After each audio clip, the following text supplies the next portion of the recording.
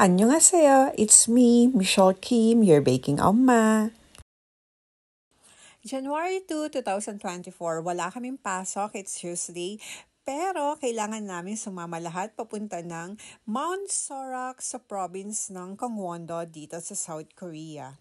8:15 yung call time namin, medyo maaga, kaya naman sa bus na kami nag-breakfast, ayan, binigyan nila kami ng water and ng kimbab.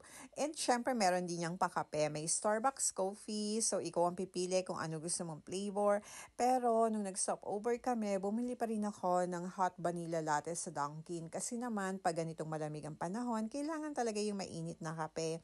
And habang nasa biyahe kami, ayan, patuloy ang pamimigay ng pagkain. I mean, ang grasya, ayan, may chocolate, candies, at kung ano ng snacks yung pinapamigay ng budyangnim namin. And ayan, tuloy ang biyahe papuntang Soraksan. Medyo nakakalimutan namin yung oras dahil nga tuloy-tuloy ang kain namin sa loob ng bus. Nasa 3 hours mahigit yung biyahe namin. Pero hindi kami nakatulog sa loob ng bus. As in, tuloy-tuloy kasi yung kwentuhan and panay pamigay ng pagkain. So, kain lang kami ng kain hanggang sa nakarating na kami sa aming pupuntahan.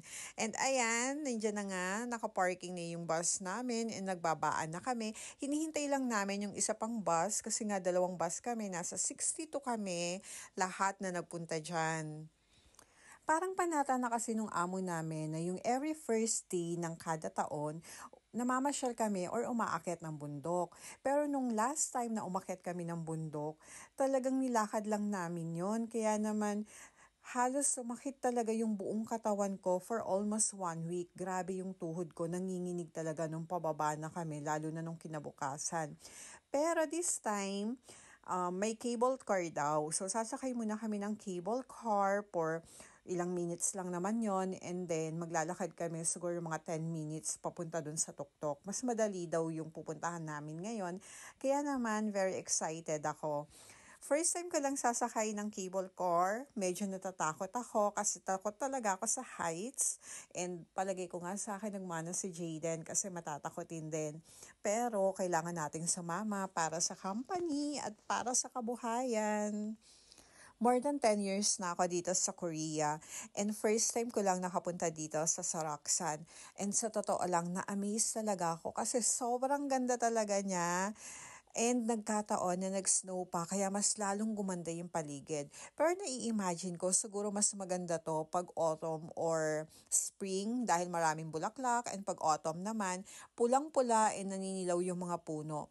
Grabe, ang ganda, nakaka-excite. Pero ayan, nung pasakay na kami ng cable car, kinakabahan ako dahil takot talaga ako sa heights. Hindi talaga ako tumitingin sa baba dahil nakakalula talaga.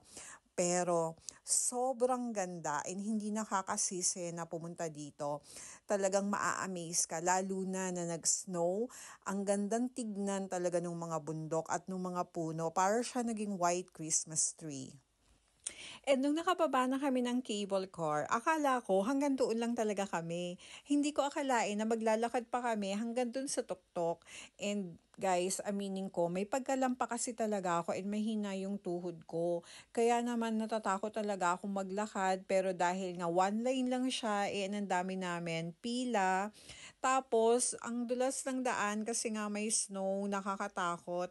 And yung sapatos ko, hindi naman kasi talaga siya pang bundok. I mean, yung running shoes lang naman yung sinuot ko. So, wala siya mga spike. Kaya naman, madulas talaga. And I meaning ko, nadulas talaga ako dyan. Bumagsak ako. Pero ang ganda. At kahit nadulas ako, syempre aura pa din, minsan lang mangyari to, and hindi ko alam kung mauulit pa. So siguro nagtagal lang kami dun sa taas ng mga 30 minutes, and ayan, pababa na ulit kami, nakasakay na ulit kami sa cable car, dahil kailangan na naming pumunta sa restaurant, mga 2 p.m. na siguro ng mga oras na yan, and gutom na rin talaga kami. And ayan yung mga pagkain, syempre, Korean style. At dahil nasa gilid lang naman ng dagat tong restaurant na to, syempre ang kakainin namin ay seafood. Kaya ayan, kung ano-ano yan. Yung iba dyan hindi ko talaga alam yung pangalan. Shrimp lang ata ang alam kong pangalan dyan, tsaka yung corn salad. Pero anyway, masarap naman siya, nabusog kami. Ayan. And may pa-program din kasi si Sayang Nim, yung amo namin, dahil nagbigay siya ng award dun sa mga more than 10 years nang nagtatrabaho sa amin. Meron siyang pa-gold at trip to Vietnam. 내가 마등용부터 동용동선이거든요. 그래서 거기를 봤을 때 난 그때는 처음 쳐다보도록 하겠습니다. 네, 2024년 시작하겠습니다.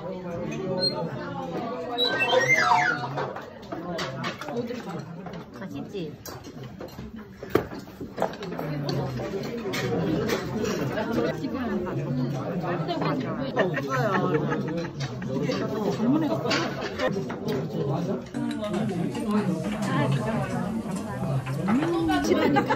오징어 순대는 찍어야지. 국민은혜를 관여했습니다. 국민은혜는 태그수가 없는 관계로 생략하는 것으로 하겠습니다. 네. 대표이사님 기념사가 있겠습니다. 사장님 앞으로 나와주시겠습니다. 네. 사진을 찍어요.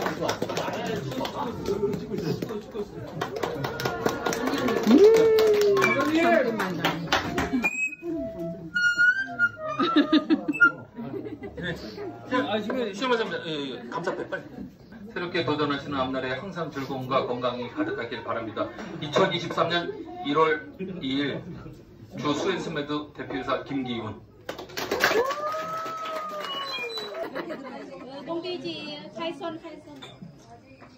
자, 자, 24년 이하야, 24년 믿습니다. 당신들은 믿음에 부응할 수 있는, 그죠? 잘 들어봐.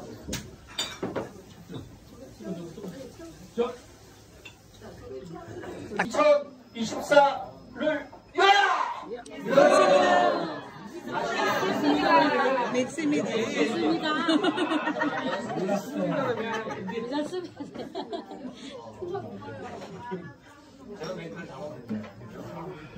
자, 스웨스 매드 2024년을 이끌어 나갈 기둥들을 믿습니다! 믿습니다.